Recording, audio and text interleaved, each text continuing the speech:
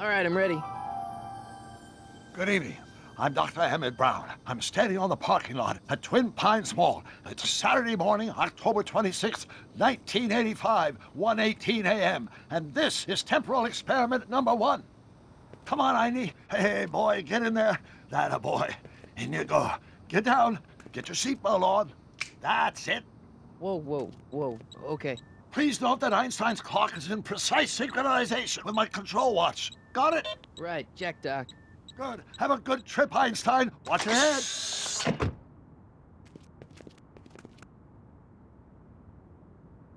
You got that thing hooked up to the car? Watch this. Yeah, okay. Got it.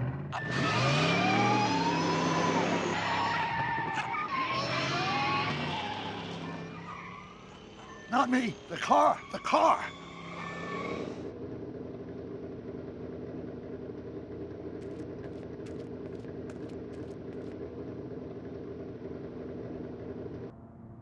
If my calculations are correct, when this baby hits 88 miles per hour, you're gonna see some serious shit.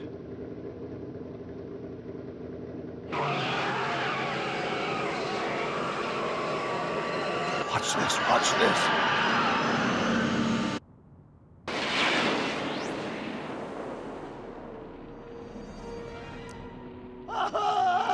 What did I tell you? 88 miles per hour! The temporal displacement occurred at exactly 1:20 a.m. and 0 seconds! Ow! Doc, what would happen to the car? Calm down, Marty. I didn't disintegrate anything. The molecular structure of both Einstein and the car are completely intact. Where the hell are they? The appropriate question is, when the hell are they? You see, Einstein has just become the world's first time traveler. I sent him into the future. 1 minute into the future, to be exact. And at precisely 1:21 a.m. and 0 seconds, we shall catch up with him and the time machine. Wait a minute. You put your dog in a time machine made out of a DeLorean? The way I see it, if you're going to build a time machine into a car, why not do it with some style? Besides, the stainless steel construction made the flux dispersal. Look out!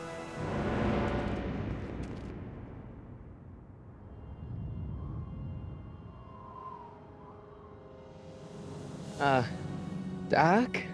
Huh, that's peculiar. Where's the car, Doc? It should have caught up with us 27 seconds ago. Doc, what happened to Einstein? No need for concern. It's probably just a minor miscalibration of the time circuits. Marty, could you get my notebook? It should be in the toolbox.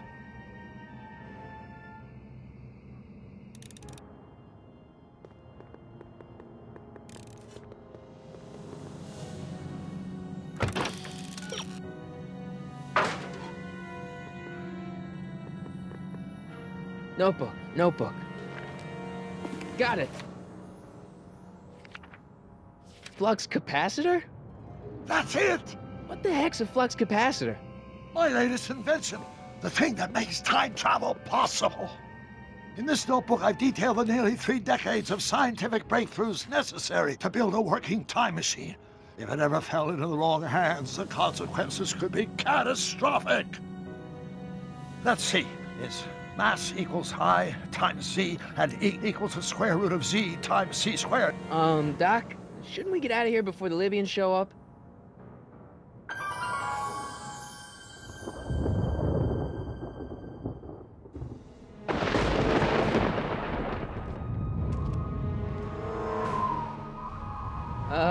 Doc?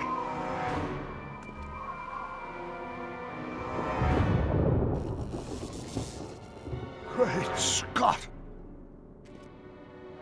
Doc, what is it? I've made a horrible mistake.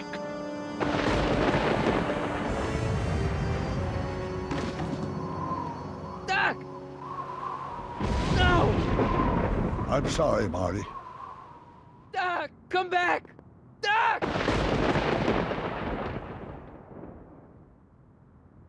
Doc!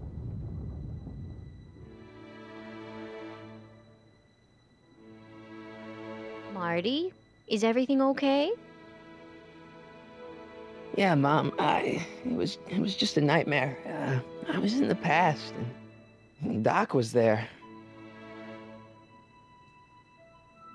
Well, you're safe and sound now, back in good old 1986. But you'd better get up. Your father's waiting for you. Huh? Weren't you going to meet him over at Doc's? Holy crap, I'm late!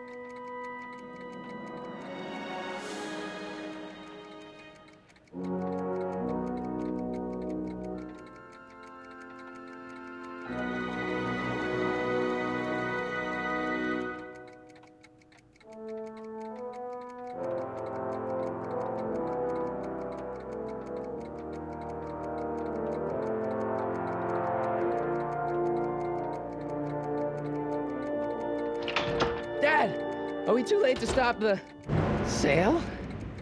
Better late than never. You wouldn't believe how much rare stuff there is back here. That's Doc's stuff. The city has no right to. Now, son, I know you're upset, but your friend's been gone for months, and the city really seems hell-bent on using his land for that new parking garage. And, hey, is that a first edition Jules Verne? It's just not fair. But at least things can't get any worse. Hey, Marty! Hi, Biff. Come to see if the old crackpot had any buried treasure? Nah, I guess I'm just remembering.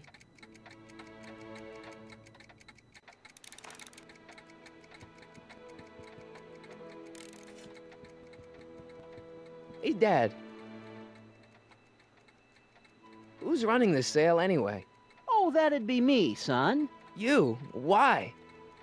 Well, once it became apparent that the bank was going through with the sale, I volunteered to oversee it in order to make sure that Doc's stuff would be treated with a modicum of respect. Isn't that right, Biff? You got it, Mr. McFly. I'm telling you, this sale is a joke. Doc's only been gone for a few months, and I happen to know. Yes, you've told us he's not dead. He's on a trip. Let's say you're right. Have you considered that this trip may not have been entirely voluntary? I hate to say it, but Doc's run up some pretty sizable debts around town. Maybe he's just hiding from his creditors.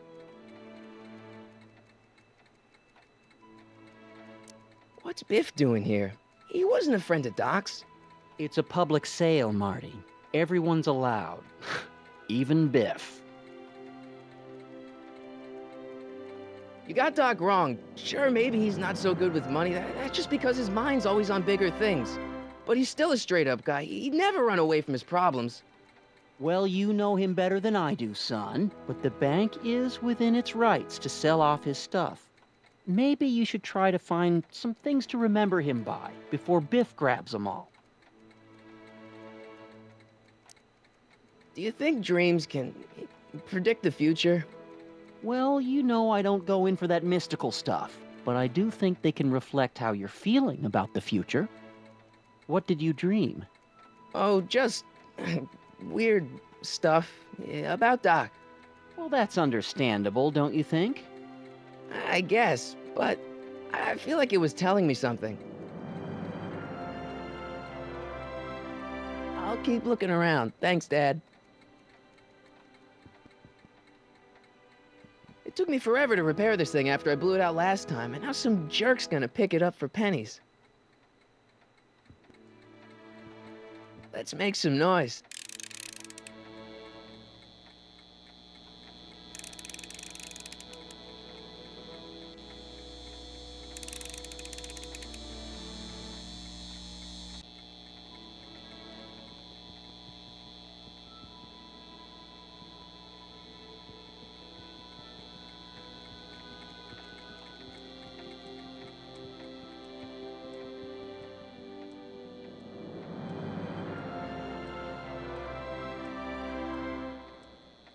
Doc must have whipped up some crazy compounds in that cauldron.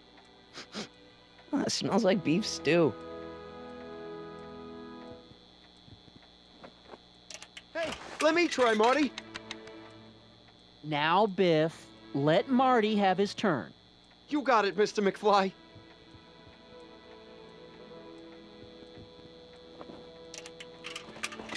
Enough of that junk. Now, Biff. Sorry, Marty.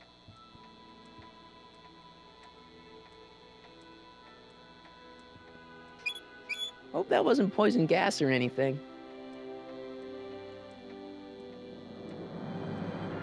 Feels like that was a lifetime ago.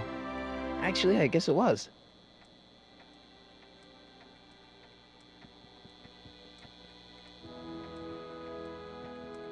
Doc built this model at downtown Hill Valley way back in 1955. The clock tower in the courthouse even works. What the? Is that Doc's notebook in there? Hey, that looks just like the courthouse. You gotta hand it to the old coot. He was good with his hands. Biff, can I see that a minute? This would look great in my fish tank. Give the old carp something new to nibble on.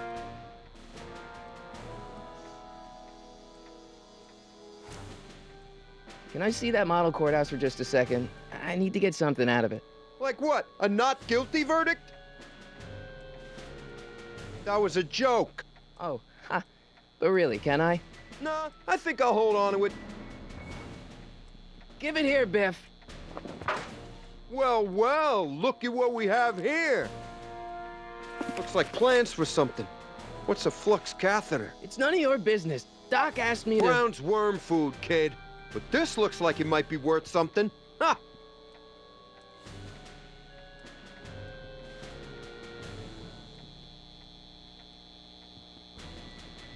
Hey, Biff. I just can't let you keep that notebook. It's dangerous. What, is it set to explode or something?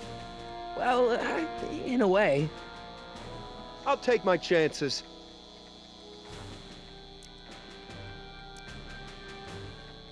I only want that notebook because, well, I'm sentimental. It's like a piece of Doc. Doc's dead. Time to get over it and move on. I'll pay you for it. How much? Not enough. Never mind.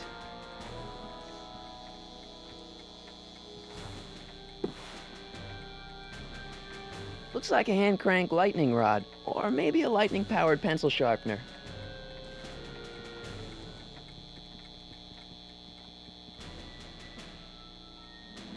Hey, Dad, why's my guitar got a price tag on it? Sorry, son. Must have been an overzealous clerk. Just pick it up. I'll iron things out with the bank. It took me forever to repair this thing after I blew it out last time, and now some jerk's gonna pick it up for pennies. I better not crank it up anymore. I really don't want to blow this thing out again.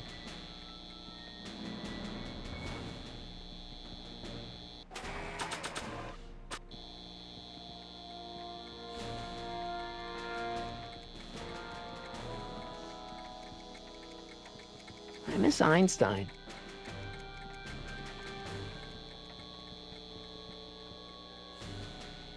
Hey, Dad. That notebook is Doc's legacy. I've got an obligation to protect it.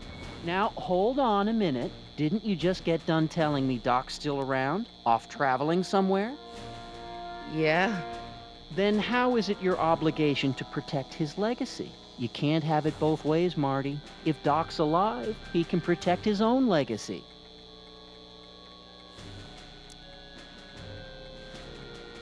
About Biff. Dad, I know you're trying to help, He talks a big game, son, but he's not so tough. I've been dealing with him a long time. Believe me, I can handle him. So can I. I guess you can. Okay, son, I'll stay out of your way. But you know where to find me. I'll keep looking around. Thanks, Dad.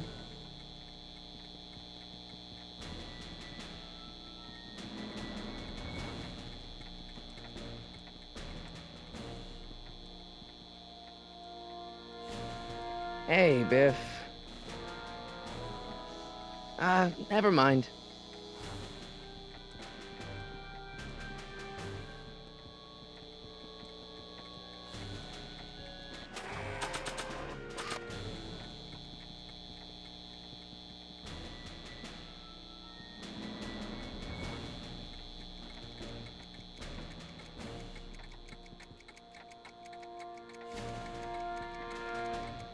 Hey, I want to try something.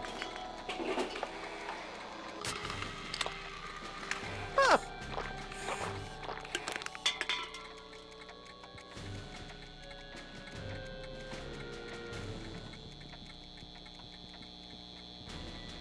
I better not crank it up anymore.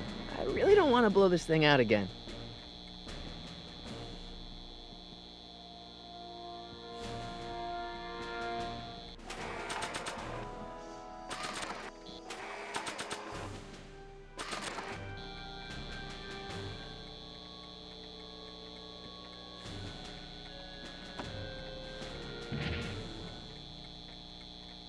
Here's an oldie, but a goodie. 1, 2, 3.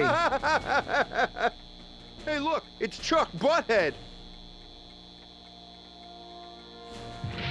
Let me show you how it's done.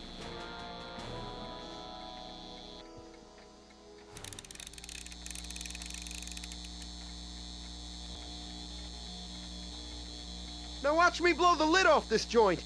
Whatever you say.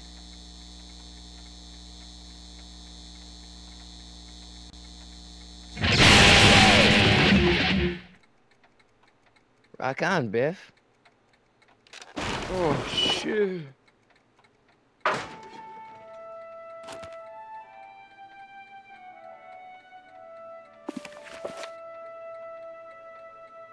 Doc, where are you?